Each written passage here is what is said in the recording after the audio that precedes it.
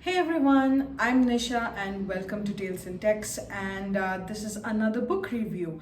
So in today's Books and Tarot episode, I will be talking about a very unique book that I just happened across and which has now become one of my top favorites of 2022. The book that I'm going to be reviewing today is The Dance Tree by Kiran Millwood Hargrave. Now, before I start, I want to wish all of you a very happy summer solstice. And for those of you who are practicing Wicca, you might be celebrating Litha today. So I hope you have a blessed Litha as well. And for the occasion of having, of the summer solstice, which is the longest day of the year and the brightest day, and this is the day that marks sort of the crux of summer, and we are still in summer, we're still in the bright and warm half of the year, but we're slowly going to be making our way towards the darker half of the year in just a couple of months' time. And to celebrate this joy, this welcoming, warm energy of summer, I decided to use the road opener candle. Mainly because of the correspondences it has. So for example, just look at the beautiful candle inside. It has a lot of herbs and flowers and spices, and it's yellow. This just sort of reminds me of summer, and that's basically why I decided to use this candle for today's video. So just give me a second and I'm gonna light this up and come right back. The Dance Tree is a book that is set against the backdrop of a really unique and strange experience in world history. In the early 1500s, specifically 1518, the city of Strasbourg, which is located in current day France, experienced a very strange sort of epidemic, you could call it. Out of the blue, the city saw so many women just dancing and just being in the sort of frenzied trance-like state, and the number of people who joined this frenzied trance-like dance was so high that the city of Strasbourg had to officially declare that the city was under the attack of a dance plague, where people would just start dancing all of a sudden without reason, without rhyme or reason, and they would just be indulged in this or engaged in this sort of frenzied dancing, and they wouldn't stop unless they were so exhausted that they were unconscious. And once they regained consciousness, people started dancing again, and the only thing that could really stop them was death. Now, this dance plague or dance mania was considered to be a religious mania by the by the 21, who were the city officials, which consisted of the highest powers of Strasbourg, who were working very closely with the Roman Catholic Church. And it was considered to be a religious mania because there was no other earthly reason for such a event to take place. And while of course there are some theories today as to why the dance plague might have taken place, and which you will find out in the book in its afterword, at that point in time medicine wasn't that far ahead in development, so people thought that there could only be one possible reason for this, which was an act of God.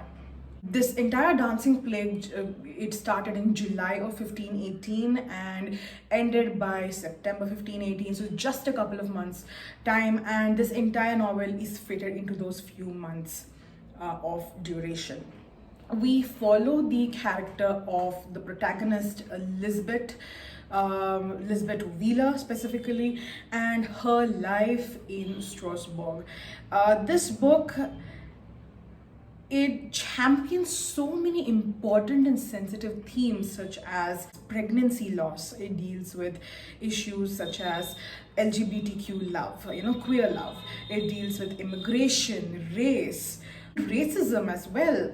So this book deals with so many really heavy and sensitive themes, and it handles these themes so beautifully. So we follow Lisbeth's life, but we also encounter her sister-in-law Agneta, their friend Ida, there is Agneta's mother, and Lisbeth's mother-in-law Sophie, the musician Aren, who is a Turk. Then we meet Ida's husband Plata, who is just a vicious person, and we meet this really enchanting cast of characters who come with their own complexities and depth of emotions, and they take us into their lives, into these complicated and messy lives, which often have to be managed so carefully, and parts of them have to be kept so secretive, because this is the 1500s in Strasbourg. The medieval era was not an easy time to live, and a lot of these characters face so many emotional, physical, and ethical dilemmas about how to lead their lives.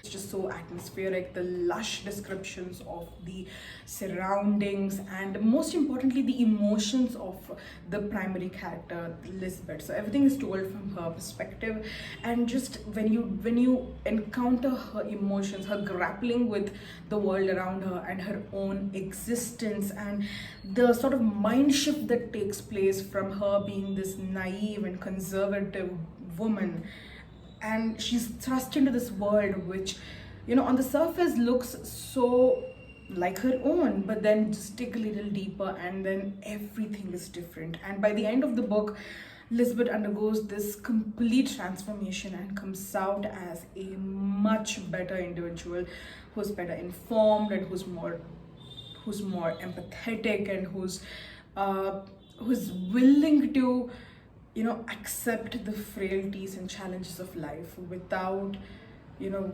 casting judgment or feeling shame or experiencing, you know, any of those self-directed criticisms that were encouraged in women during the Middle Ages.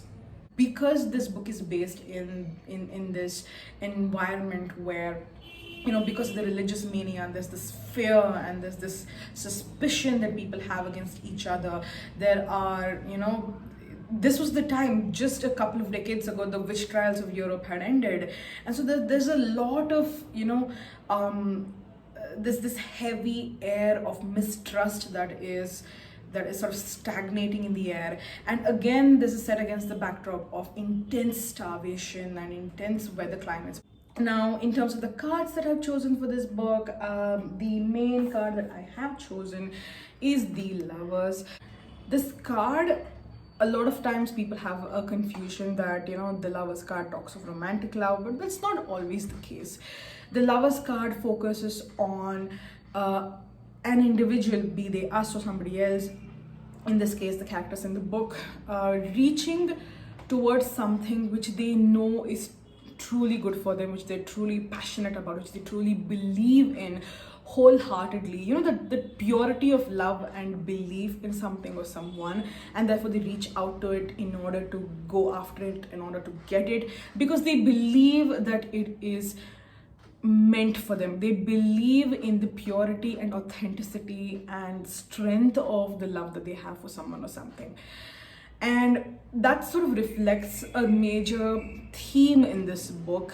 The set of cards that I chose was faith and support, because faith is something that I chose because, you know, like I said, this book is based against the backdrop of religious mania, and religious mania is something, you know, that has inherently to do with faith. But then again, you know, as with any religious or spiritual themed belief, whose belief is it? I mean, is it something that we ourselves hold, or in this case, is it something that the dancers themselves held, or was this an explanation given by the church? Because that's the only way that they could control the narrative, right? A lot of times we see the religious institutions give out their own explanations for things, because that's the only way they can control the public, they can control the outcome of any event. And so faith is something that is once again a very underlying and sort of crucial theme about how faith plays out, and what exactly is faith. What do you have faith in? Is it only religion or something different? And how do these different expressions of faith affect our lives? And again, that's another thing that, you know, another theme that you can find in the book. And I chose support because, well, once you start reading the book, you'll realize why support makes sense, because the characters in this book are so intricately linked to each other's lives, that this card just made absolute sense to me. And I don't want to give away any spoilers, so I'm not gonna talk more about support, but you know, it's totally there. Now, another card which is actually sort of surprised me when I thought of picking it up for this book was this one, which is the Emergence card from the Living Altar. Just look how gorgeous this is, right?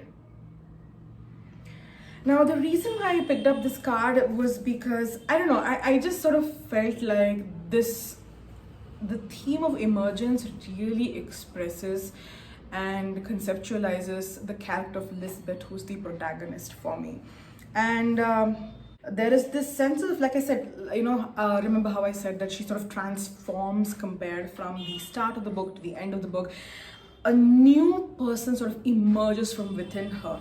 There are these new ideas which she had never entertained before and which become a possibility right now. And she realizes that it doesn't make her a bad woman or a bad wife or a bad mother. It doesn't make her a bad Christian. And you know, there's this sense of completely accepting the world around her and allowing herself to really experience life for all that it offers. So in that way, there's this emergence, you know, transforming from the caterpillar which has seen just one type of life, and then you become a butterfly. You know, like I said, caterpillars are, you know, they're sort of wedded to the ground. They are chained to the ground because they have no other way to fly. But then they transform into these magnificent butterflies, and now they can fly.